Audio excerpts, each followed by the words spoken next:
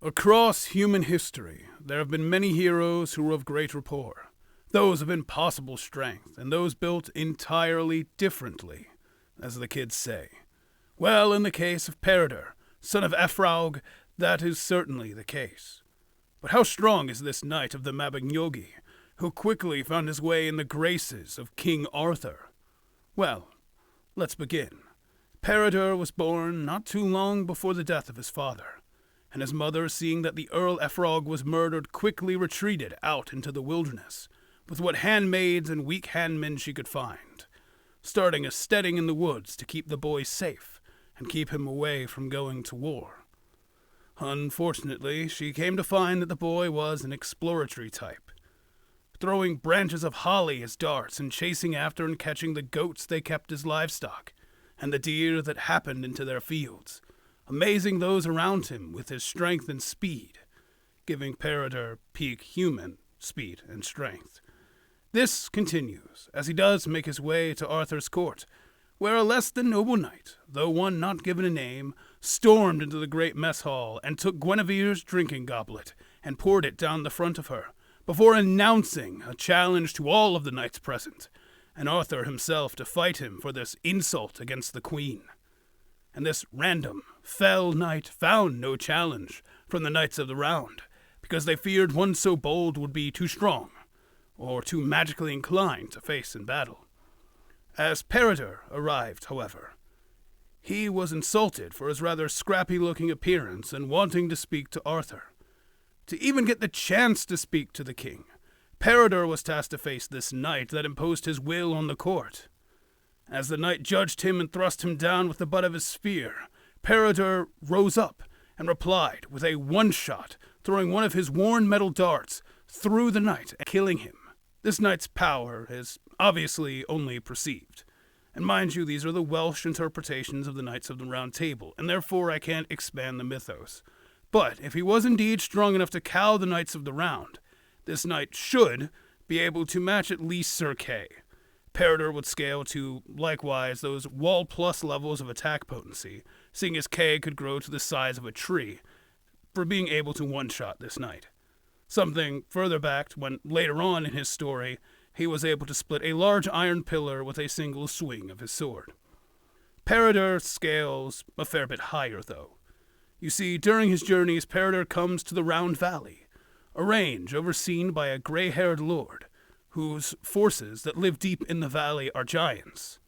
And it was here that after speaking with the lord's daughter, our hero awoke to the sound of tramping feet and horses, to which he proceeds to ready to fight, slaying 1/3 of the lord's army of giants without being harmed, and then the lord's 2 sons, one after the other.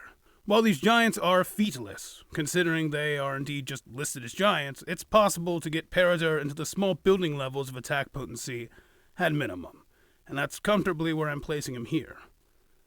If that is not convincing enough, the slaying of the serpent that laid upon the golden ring, which directly follows this encounter with the giants, should be.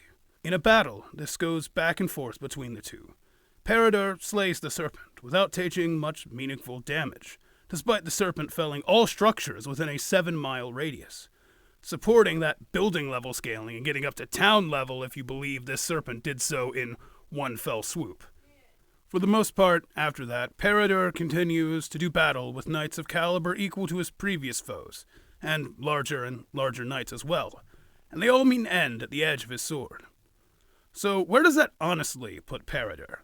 His attack potency is solidly in the building ranges, and that is with both his sword and his thrown darts, as shown by his ease of slaying knights that are matching those of King Arthur, or knights that are outright inferior to the serpent that he slayed to grab the golden ring upon which it laid on, going all the way up to town level if you believe the serpent knocked out all of the structures in a single go, which there's no evidence of that in the text.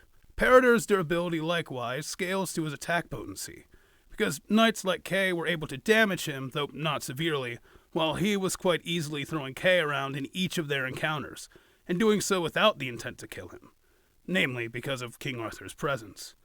In terms of speed, there is not much to mention about how fast he is, just examples of being so fast that people did not think it was humanly possible.